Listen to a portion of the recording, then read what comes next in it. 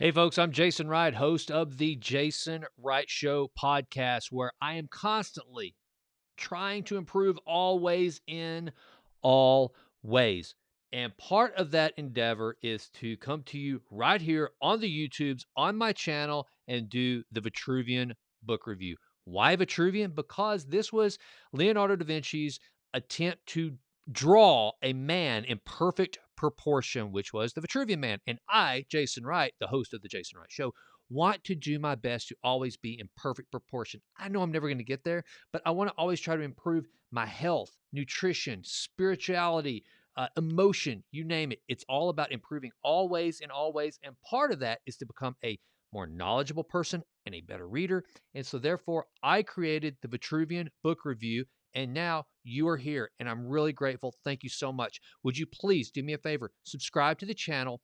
Leave me some comments. Tell me about books that you like. Please, I am asking you, I am soliciting your recommendations. What books should I read to improve always in all ways? And with that, again, please listen to the Jason Wright Show and go out to iTunes. If you check it out and you like it, please leave us a 5-star rating. That would mean the world to me. Now, let's get into this week's review, which is Breath by James Nestor. This is okay. So, one of the things I say a lot on the book review is this: I like to have books that have really good utility value. Now, that utility might be just being really entertained. Cool, got it. But it makes a lot more utility value, or to me, there's a lot more utility value in actually teaching me something that I can go out and execute and become a healthier person. This does it.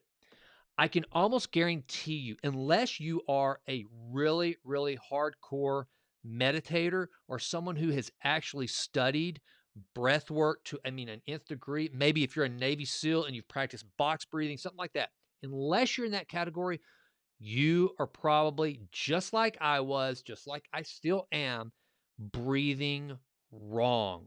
I am a chronic nose breather. I had no idea this was a bad thing. I thought air intake was air intake.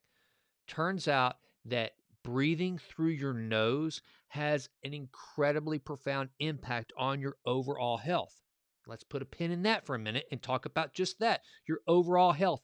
Did you know that things such as psoriasis, cardiovascular disease, even scoliosis, Nestor talks about some lay physician, not lay physician, there's no such thing, not even a physician, a lay person who really mastered the art of proper breath work and breathing and opened a clinic and actually healed 70% of all the patients that came to see them of scoliosis. Is that not crazy? So, you want better sleep, you want better blood pressure, you want lower cholesterol, you want better skin, you want to live longer, you want your organs to function at a much better rate, then you got to learn how to breathe. Some things that I never even considered was something like CO2, your CO2 levels, your carbon dioxide that's actually in your lungs. A lot of times we don't have enough. And when it starts to rise, it can cause a sense of panic because when the carbon dioxide starts to push up into the oxygen levels, it makes us feel as though somehow we're drowning or something to that effect. But really, in fact, we're not. Most of us are operating with too low of CO2 levels. Going back to the nose breathing, I've started implementing since reading this book, trying to only nose breathe whenever I'm awake. I still haven't gone through the entire sleeping protocol that James Nestor suggests in this book. And the only reason why is because I'm a little nervous too. I have terrible allergies. I have asthma, both of which I'm hoping will be helped as a result of me learning how to breathe at the age of 46, learning how to breathe. But I have started implementing this practice where every morning whenever I go on a walk, first of all, I now only breathe through my nose, but that's pretty easy whenever I'm just walking. But one of the things I always try to do is a few hard all-out sprints during my walk. Well, now I'm trying to hold my breath, not hold my breath, but only breathe through my nose and hold my mouth shut after I do those sprints. Because what's happening during these times whenever you don't breathe all that, you don't gasp for air, the carbon dioxide levels start to rise, and this causes a sensation of panic or suffocation, and that's not a bad thing. You just need to calm the breath, and that's one of the things that I'm trying to do. And I'm going to show you really quickly here. This is James Nestor discussing one of his actual breathing exercises. I thought that would be probably better than me just talking about it. Let's hear from the author himself. All right, there we go. And that breathing less is applicable for almost anyone. Someone with emphysema or chronic lung problem is going to need to breathe more, right? So if you're someone in reasonable health, there's a good chance you're breathing more than you have to. And that's the reason why you're doing these breath holds, right? Yes. That's to get your tolerance for CO2 up. Correct. So you can be more comfortable breathing less. And if anyone doubts this, like if anyone's just like, I breathe less, I'm not getting enough oxygen, get a pulse oximeter. They're $20, very cheap, and watch what happens when you breathe less. And chances are very high that your oxygen either will not move or will increase by the less you breathe. You say, how is that possible? Because that's how the body works. To think you're getting more oxygen, you're just breathing the stuff back out, which is why going to an oxygen bar for a healthy person is going to do nothing for you. It is about using the breath in your body most efficiently, not constantly needing more. So nasal breathing, and this is how I set up the chapters in the book, as you know. Nose, slow, less, big exhale, and chewing food, which we did not get into, but that'll be for the next one.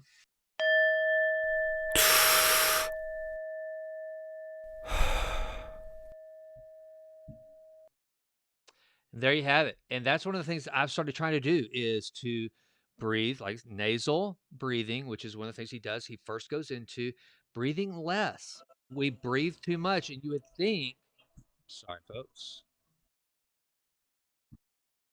Guess I should actually stop. Hey, I'm recording it live, baby. It happens. So one of the things we need to do is breathe less. Who knew? And I actually had a pulse oximeter whenever I had coronavirus. And so when I was reading this book, I had never used one before, and I was using it simply because I had COVID. And then whenever I got this book and started reading, then that's whenever I started trying to do this because here's what I did. So my wife would really freak out when my oxygen levels got a little low and I had COVID. So I would go into the bathroom, and I'd put it on, and I would take these big, big, deep breaths, hoping that I would up my oxygen level, and I'd be able to report to her honestly that I had an oxygen level of 95 or above, which is where you're supposed to be.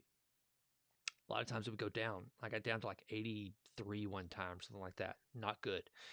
And so after I read the book, then I started putting on the pulse oximeter and breathing really slow, and then taking these really long exhales, and it shot up to like 99. Now, granted, that was after I had already been healed from COVID, but nevertheless, what he says about the pulse oximeter is absolutely correct. I tried it, and so I had no idea that there were all these idiosyncrasies with proper breathing. He discusses this Indian tribe where this journalist who was going to live with indigenous people across North America and study them, their living habits, and I think he spent like 20 years living amongst them.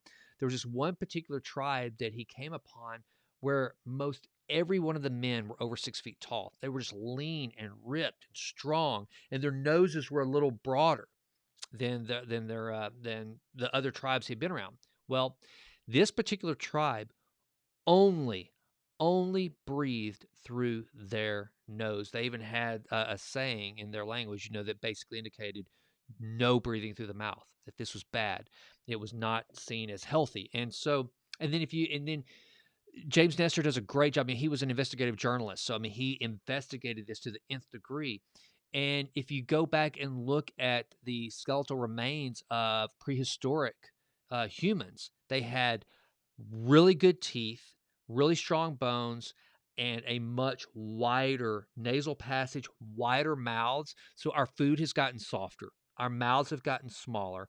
We don't have to breathe as hard because we're not hunting and gathering. So our nose, our nasal passages have shrunk. We started to breathe through our mouth. We haven't paid attention. So everything's kind of closing in, which is constricting the amount of airflow and oxygen and carbon dioxide getting into our body that we actually need. And so, if anything, this book will take your breathing to another level. And there are so many profound, um, I don't know, just enhancements that can be made by just learning how to breathe. I was blown away. So I highly recommend this book, Breath by James Nestor, Vitruvian Book Review number 34. Check it out. And please do me a favor. Consider subscribing to the Vitruvian Letter. You can do that by going to jasonwrightnow.com, just my name, now, NOW.com, and sign up for the Vitruvian Letter. Here's what it is. I'll usually write one full-length article that I will include, and then I will also have links to just some of the things that I'm watching, like good documentaries, some sort of a nutritional experiment or discovery that I've made, something that's just for fun, something I found entertaining, be it funny, whatever the case may be. But it's just a nugget of what things I'm looking at, things I'm experimenting with, things I'm researching to bring back in the form of a long form article that I really think you'll find beneficial. I usually have all the book reviews as well as announcements of upcoming podcasts, and I'll always have a link to the podcast that's running that week.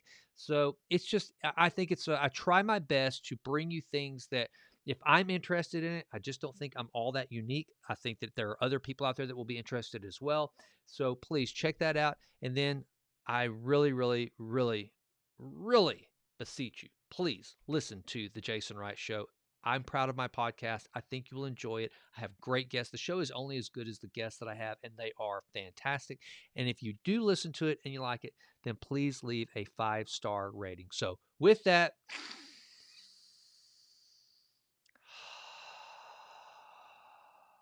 long exhale, breathe, breathe. All right, James Nestor, Breath, great book. Check it out. Thanks for listening to the Vitruvian Book Review. I'm out.